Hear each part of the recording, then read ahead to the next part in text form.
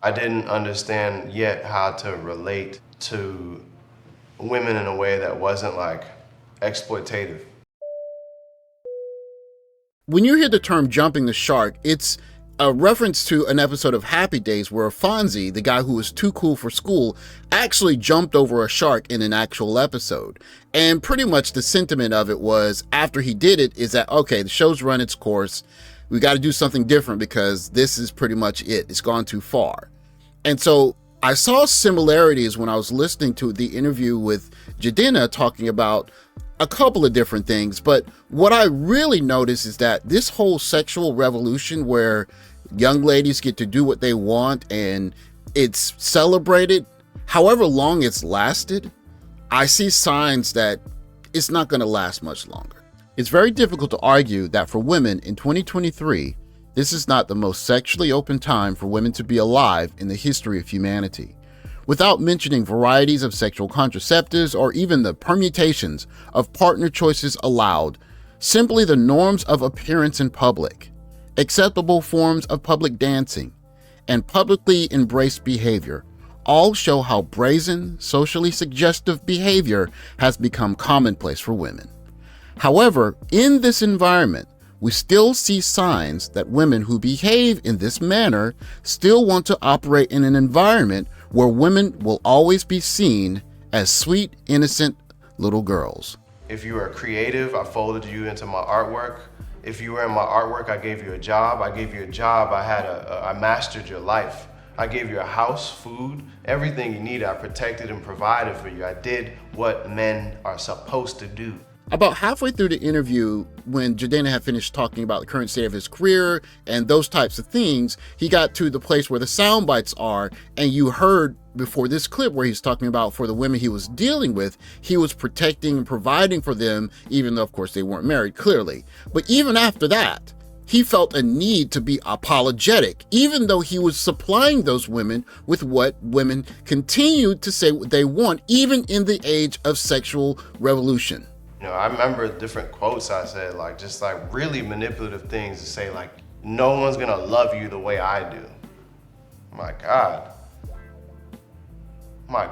man, how could I do that to black women? I'm ashamed of it. And that's what makes me angry when I see my brothers do that. I understand it, but I can't have that anymore. We can't do that to the women that have done so much for us to even exist. I did that. I robbed some women of their baby making years, dragging them along. They built me up. Look at me now, and look at them. It's horrific, man.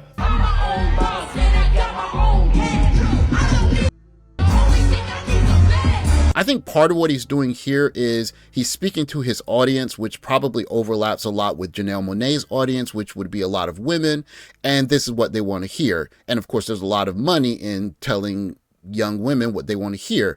But aside from that, when you hear him say robbing young women of their baby making years, it's almost as if those women don't have the freedom in the sexually free society that we live in now to make choices about their present and their future.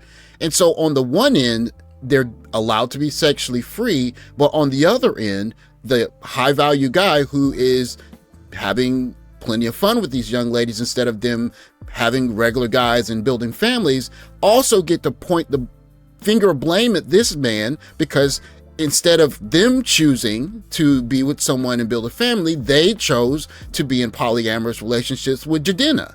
And he's having to play this game where I'm a high value man and I can have my options, but I gotta apologize for it.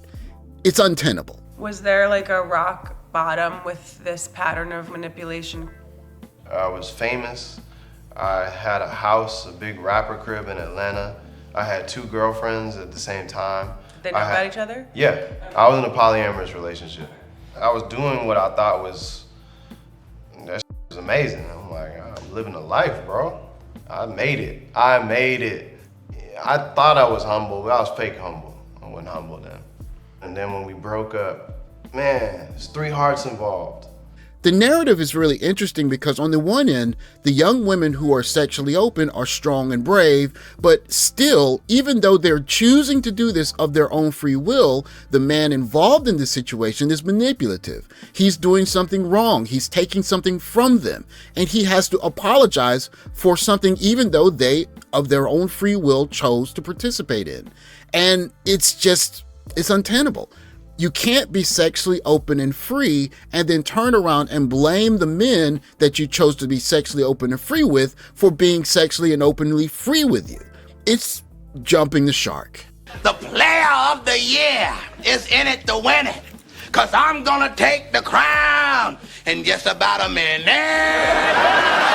As black men, when we're getting ourselves together, it tends to look a little bit like this. I think you're wrong now. Look at the white dude, look at the white dude. I don't know about you or your playlist, but when I choose to get fresh to death, a must on my playlist is Eric B. and Rakim, Don't Sweat the Technique. If you've ever heard the cello rhythm in that song, you know why. Now, I don't think there's anyone from the South that doesn't have So Fresh, So Clean in their playlist, because that's just a given. But before Jidenna became this man talking about the patriarchy and robbing girls of their baby-making years, he put out Classic Man. And you know that's on my playlist. Of course, he went from that to this guy. For a lot of men, we measure our power in terms of what we do in the world, what our net worth is. I got all these songs talking about broke, all the way back to No Scrubs, which we love that song, but that's reinforcing patriarchy. Maybe I'm not worthy of sex. It's interesting to me that he, raised as an African kid, came to America and started thinking differently about male-female relations, especially when he said this about his grandfather. My grandfather had 6 wives. Yeah. And he just, he did it out in the open. It's interesting watching this video because he's attempting to curry favor with his combined audience of him and Janelle Monáe by making these admissions. And you can see from the shorter comments in this short that mirror the longer comments from the YouTube video that there is no forgiveness for the crime of stealing baby-making years from women. But you can see, gross, men are evil, y'all men are evil, men are horrible, men are sick. I knew he was toxic, look at him. Narcissism is an art. He is scolding himself for wasting women's time and how he previously treated women as self-analysis. Pretty easy to understand. What the F? Men hate women, too much proof. And you can see that even in his attempt to be vulnerable, there is no forgiveness for his self-admitted crime in the age of sexual freedom. Now, this is interesting because here he's going to explain his idea of what manhood is. What does it mean to be man enough? Dang, why are you man enough? I'm man enough because I'm enough. I'm man enough because I'm human enough. If I identify as a man, and I do, very proud to be a man. I love being a man. It feels good to love. It feels good to be sensual. It feels good to find what it means to me to be a man and not have to compare myself to other men. That feels great. My whole life I was comparing. You may not even want to be a man. And ironically, that'll be you being man enough in my book by saying, I want to be a woman. I just want you to feel human. And if you feel that and you live that proudly, that's the closest you get. And I feel great about that. That's why I'm man enough. It's interesting watching Jidenna in this particular video because he's attempting to extend an olive branch for his previous life of being a quote-unquote toxic male. And what he gets back from that is, you're still toxic, you're bad, men are incapable of love. And so in an environment where basically women are in charge of their sexuality, they're open, they're free, it's their responsibility. They're still coming out on the other side of it and still saying somebody took something from me.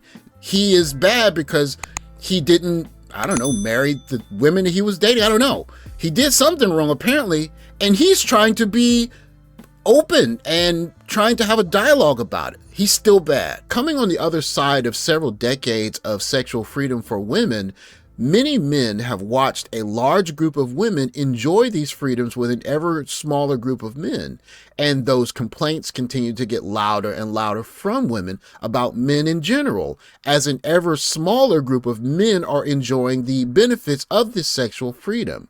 And this leads me to believe that this is headed somewhere where there are going to be less and less men listening to the complaints. And when that group of men gets so small that no one even cares, and they're watching a guy like Jidenna say, look, guys, I'm sorry, please accept my apology. And there's so much resentment from all of the men that they wanted relationships with, but they only got sexual access. There's not going to be a lot of sympathy left. And that's going to change some stuff. How? That remains to be seen. Anyways, thanks for watching. Like, subscribe, comment below. I'll catch you in the next video. Take care, guys.